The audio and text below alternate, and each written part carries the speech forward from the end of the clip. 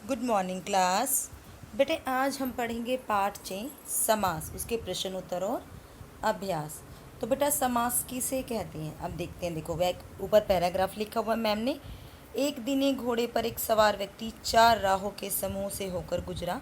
वेश और भूषा से वह किसी राज्य की सेना का पति लग रहा था। उसके चेहरे से देश का भाव झलक रहा था। ठीक है बेटा। तो इस यह अनुच्छेद इस प्रकार है कि उससे हमें समास की प्रक्रिया पता चल रही है। भाई क्या होता है समास। इससे वाक्य विन्यास भी सहज व सरल प्रतीत हो रहा है। ठीक है बेटा। शब्दों को संक्षिप्त करने की प्रक्रिया बेटा समास कहलाती है। ठीक है। दो या दो से अधिक शब्दों को जब हम संक्षिप्त करके एक नया शब्द बनाते हैं ना, तो वह हमारी प्रक्रिया क्या कहलाती है, समास। अब समस्त पद क्या होता है बेटा। समास की प्रक्रिया नहीं कि हमने समास विक्रिया कर दिया, या समास की जो हमारी प्रक्रिया है, समास विग्रह नहीं बेटा, जो समास की प्रक्रिया है। ठीक है। समास की प्रक्रिया द्वारा बनाए गए शब्द क्या कहलाते हैं, हमारे समस्त पद कहलाते हैं बेटा। इनमें पहले पद को पूर्व पद तथा दूसरे पद को उत्तर पद कहते हैं। सपोज जैसे कि सेनापति है, सेनापति समस्त पद में अगर मैं सेनापति का समस्त पद कर दिया तो सेना और पति अलग अलग हो गया दोनों। तो सेना वो कौन सा पद हो गया, पूर्व पद, और पति कौन सा हो गया, उत्तर पद। ठीक है बेटा। समास विग्रह क्या होता है, विग्रह का मतलब होता है बेटा उनको अलग करना। ठीक है। समस्त पदों को अलग करने की प्रक्रिया समास विग्रह कहलाती है। जैसे कि सेनापति हमारा समस्त पद हो गया तो के विग्रह करके क्या हो जाएगा, सेना का पति। इस प्रकार समास प्रक्रिया द्वारा नए नए शब्द बनाए जा सकते हैं। ठीक है। समास द्वारा बनाए गए शब्दों को समस्त पद कहा जाता है। अब जैसे कि मैम ने आपको बताया कि समस्त पद का पहला पद पूर्व पद और दूसरा पद कौन सा होता है, उत्तर पद। इन दोनों को अलग करने की प्रक्रिया हमारी समास विग्रह कहलाती है। बेटा समास 6 प्रकार के होते हैं। मैम ने आपको 6 में पढ़ाया था ना। जैसे कि अव्ययभावी समास, तत्पुरुष समास, कर्मधारय, द्विगु, द्वंद्व और बहुब्रीहि समास। अब देखते हैं अव्ययभावी समास क्या होता है बेटा। जिस समास का पहला पद अव्यय हो, ठीक है, अव्यय पता है ना आपको क्या होता है, और समस्त पद भी अव्यय का ही कार्य करे, वह अव्ययभावी समास कहलाता है। जैसे कि प्रत्येक हमारा समस्त पद, इसका विग्रह क्या हो जाएगा, एक एक, यथादेश आदेश के अनुसार। अब तत्पुरुष समास क्या होता है बेटा। तत्पुरुष समास में समस्त पद का दूसरा पद प्रधान होता है। देखो अव्यय में क्या था, पहला पद, और तत्पुरुष में क्या होगा, दूसरा पद प्रधान होता है। इनके निर्माण में बेटा दो पदों के बीच कारक जो हमारी कारक की विभक्तियाँ, उनके चिन्ह है ना, जो उनका लोप हो जाता है। कर्ता कारक और संबोधन कारक को छोड़कर अन्य सभी विभक्तियों के आधार पर तत्पुरुष समास 6 प्रकार के होते हैं। यानी कि इसमें कर्ता कारक को छोड़ देते और संबोधन को छोड़ देते तो 6 विभक्तियाँ बन जाती। अब कर्म में क्या होता है, जैसे हमने पढ़ा था ना, कर्ता नहीं, कर्ता तो उसने बोला छोड़ दो। कर्म का क्या आता है, कर्म को, देखो दिखा ना कारक, तो इसका हम समस्त पद का यश प्राप्त, तो इसका विग्रह करेंगे क्या हो जाएगा, यश को प्राप्त। आगे ग्रामगत, ग्राम को गया हुआ। इसी तरीके से करण के द्वारा, करण क्या था, से के द्वारा चिन्ह का लोप हो जाता है। जैसे कि हस्तलिखित, अगर विग्रह करेंगे तो हम हाथ से लिखो, अगर विग्रह नहीं करेंगे तो हस्तलिखित, बेटा इसमें से का लोप हो गया। व्याकुल, भय से आकुल। संप्रदान के लिए, ठीक है, जैसे कि युद्ध भूमि, युद्ध के लिए भूमि। रसोई घर, रसोई के लिए घर। अपादान क्या होता है बेटा, से अलग होने से। ठीक है। आगे जैसे कि शक्तिहीन, शक्ति से हीन। देश निकाला, देश से निकाला। आगे है संबंध तत्पुरुष समास का के की चिन्ह का लोप हो जाता है। जैसे कि इसमें क्या है, गुड़ दौड़, घोड़ों की दौड़। अमृत धारा, अमृत की धारा। अधिकरण में क्या होता है, में पर कारक चिन्ह का लोप। जैसे कि दही बड़ा, दही में डूबा बड़ा। गुड़ सवार, घोड़े पर सवार। ठीक है बेटा। अब नेक्स्ट था हमारा कर्मधारय समास बेटा। जिस समास के दोनों पदों में उपमेय, उपमान, विशेषण, विशेष्य या परस्पर तुलना का संबंध हो। मैम ने बताया था ना कि इसमें विशेषण और विशेष्य या परस्पर तुलना का संबंध होता है। जिससे कि विद्या धन, क्या दिया हुआ आगे, विद्या धन। विद्या क्या होगा, उपमेय, और धन उपमान, यानी कि उसकी तुलना हो रही है। काली मिर्च, काली क्या हो गई, विशेषण, और मिर्च क्या होगा, विशेष, वो मिर्च की विशेषता बता रहा है वो। इसी तरीके से हम देखते हैं मृग नयन, मृग के समान नयन। कैसे नयन है, उसके नेत्र मृग के समान है, तो वो विशेषता बता रहा है। ठीक है बेटा।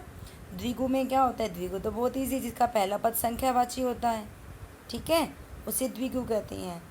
इस समास का विग्रह करते हुए समूह या समाहार शब्द का प्रयोग किया जाता है, जैसे कि पंचतंत्र, 5 तंत्रों का समूह, चौराहा, 4 राहों का समाहार। आगे द्वंद्व में क्या होता है बेटा, जिस समस्त पद के दोनों प्रतिपदान हो और जिनका विग्रह करने पर और तथा अथवा एवं योजकों का प्रयोग किया जाता है, उन्हें द्वंद्व समास कहते हैं। जैसे कि जिसे दोनों पद प्रधान हो, पाप पुण्य, पाप और पुण्य, अच्छा बुरा, अच्छा या बुरा। अब लास्ट हमारा है बेटा बहुब्रीहित समास, जिस समास में दोनों पद गौण या अप्रमुख हो और दोनों पद मिलकर, बेटा इसमें क्या है कि किसी तीसरे पद के बारे में बात करनी, कि किसी तीसरे के लिए बात कर रहे हैं, ठीक है। इसमें दोनों पद गौण या प्रमुख होते हैं, लेकिन जो दोनों है ना किसी तीसरे के लिए बात कर रहे हैं। जैसे कि तिरंगा, अगर आप ये मत सोचना कि इसमें तिरंगा है 3 रंग है तो ये हमारा संख्यावाची वाला कौन सा था, द्विगु हो गया, नहीं। अब ये क्या, तिरंगा क्या है, 3 रंग है, जिसके अर्थात भारत का झंडा, तो किसी तीसरे के लिए प्रयोग किया जा रहा है बेटा ये। मेघनाथ, मेघ है नाथ, जिसका अर्थात रावण का पुत्र। उसके बाद बेटा देखो समासों में अंतर कैसे बता रहा है। कर्मधारय बहुब्रीहि समास में अंतर, कर्मधारय समास के दोनों पदों में उपमेय, उपमान, विशेषण, विशेष्य का संबंध होता है, ठीक है। लेकिन जो बहुब्रीहि है बेटा, वो मैंने बताया कि बहुब्रीहि में क्या होगा, वो दोनों पद मिलकर किसी तीसरे के लिए प्रयोग हो रहा है वो शब्द। जैसे कि नीलकंठ, आप ये सोचो भाई नीला कंठ है उसका, तो ये हमारा कर्मधारय समास हो गया, नहीं, ये किसी तीसरे के लिए। नीलाकंठ है किसका, किसका था नीलाकंठ, भगवान शंकर का था नीलाकंठ, इसलिए क्या हो गया बहुव्रीहि समास। द्विगु समास और बहुव्रीहि समास में देखो क्या अंतर है।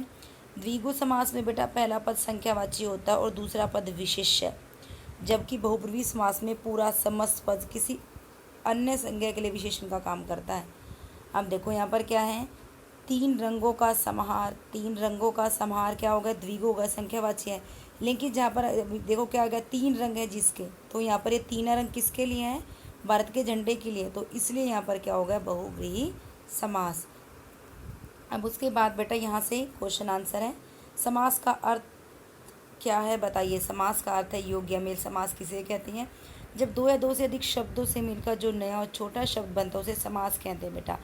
समास विग्रह से आप क्या समझते हैं, समस्त पदों के दोनों शब्दों को अलग करने की प्रक्रिया समास विग्रह कहलाती है। द्विगु समास और बहुव्रीहि समास का एक एक उदाहरण बताइए बेटा। द्विगु समास यानी कि जो संख्यावाची हमारा नवरात्रि, नवरात्रियों का समूह। बहुव्रीहि समास पंकज, पंख में उत्पन्न हुआ, पैदा हुआ, अर्थात कमल। कर्मधारय बहुव्रीहि समास में अंतर स्पष्ट करते दोनों के उदाहरण लिखने बेटा। कर्मधारय में दोनों पदों में उपमान, उपमेय और विशेषण का संबंध होता है, बताया था ना मैम ने। जैसे कि नीलकंठ, नीलाकंठ, लंबोदर, मोटे पेट वाला। अब बहुब्रीहि क्या है देखो बेटा, बहुब्रीहि में समस्त पद के दोनों पदों में विशेषण विशेष्य का संबंध नहीं होता, बल्कि ये किसी तीसरे की ओर संकेत कर रहे हैं, ठीक है। इसके साथ ही इसका शब्दार्थ भी गौण होता है। इसका कोई भिन्नार्थी प्रधान, जैसे कि नीला कंठ, नीला है कंठ जिसका अर्थात शिव भगवान। लंबोदर, लंबा है उदर जिसका अर्थात गणेश, ठीक है बेटा। ये हो गया हमारा बहुब्रीहि समास। उसके बाद है ये बेटा, इन समास पदों का विग्रह करके समास लिखना है। जैसे कि भयभीत, भय से भी तत्पुरुष समास। यथाशक्ति, शक्ति के अनुसार अव्ययभावी समास। मेघनाद, मेघ के समान नाद है जिसका अर्थात रावण का पुत्र, तो क्या आ गया बहुब्रीहि। खरा खोटा, खरा और खोटा द्वंद्व समास। त्रिलोचन, 3 नेत्र वाला, कौन है 3 नेत्र वाला, भगवान शिव है, तो क्या आ गया बहुब्रीहि समास। आज्ञा अनुसार, आज्ञा के अनुसार तत्पुरुष समास। चतुर्भुज, 4 भुजाएं जिसके अर्थात विष्णु, बहुब्रीहि समास। नीलकमल, नीला है जो कमल, कर्मधारय समास। चौपाई, 4 पदों का समूह, द्विगु समास। गुरु के लिए दक्षिणा, गुरु दक्षिणा, ठीक है। आगे है कमल नयन, कमल के समान नयन, कर्मधारय समास। बेटा यहाँ पे देखो ये मैम बाय मिस्टेक लिखना भूल गई हैं, ये गुरु दक्षिणा है जो गुरु के लिए दक्षिणा, तो यहाँ पर अपादान आ जाएगा। तत्पुरुष समास लिखना बेटा इसमें आप, ठीक है। गुरु दक्षिणा, गुरु के लिए दक्षिणा, ठीक है। तत्पुरुष समास का भेद है बेटा, ये जो मैम ने हाईलाइट किया तत्पुरुष समास का भेद है। उसके बाद है कमल नयन, कमल के समान नयन, कर्मधारय समास, आप बीती, स्वयं पर बीती, तत्पुरुष समास। ठीक है बेटा, प्लीज़ ही ठीक कर लेना। उसके बाद आगे है हमारा, अब इनका समस्त पदगा में विग्रह करके समास विग्रह का बेटा में समस्त पद बनाना। डर रहित निडर, पीत है अंबर जिसका पीताम्बर, चंद्र के समान मुख चंद्रमुखी, अकाल से पीड़ित अकाल पीड़ित, प्रयोग के लिए शाला प्रयोगशाला, गिरी को धारण करने वाला गिरिधर, ग्राम का वासी ग्रामवासी, संदेह के बिना निसंदेह, सेना का नायक सेना नायक, महान है जो राजा महाराजा, हस्त से लिखित हस्त लिखित। अब आगे इनका बेटा समस्त का प्रयोग करते हुए वाक्य बनाने में। लाभ और हानि व्यापार के दो पहलू हैं, लाभ हानि व्यापार के दो पहलू हैं। मेरा घर 3 मंजिल वाला है, मेरा घर तीन मंजिला यानी कि 3 मंजिल वाला है। यह पत्र हस्त से लिखित है तो क्या आ जाएगा, यह पत्र हस्त लिखित है।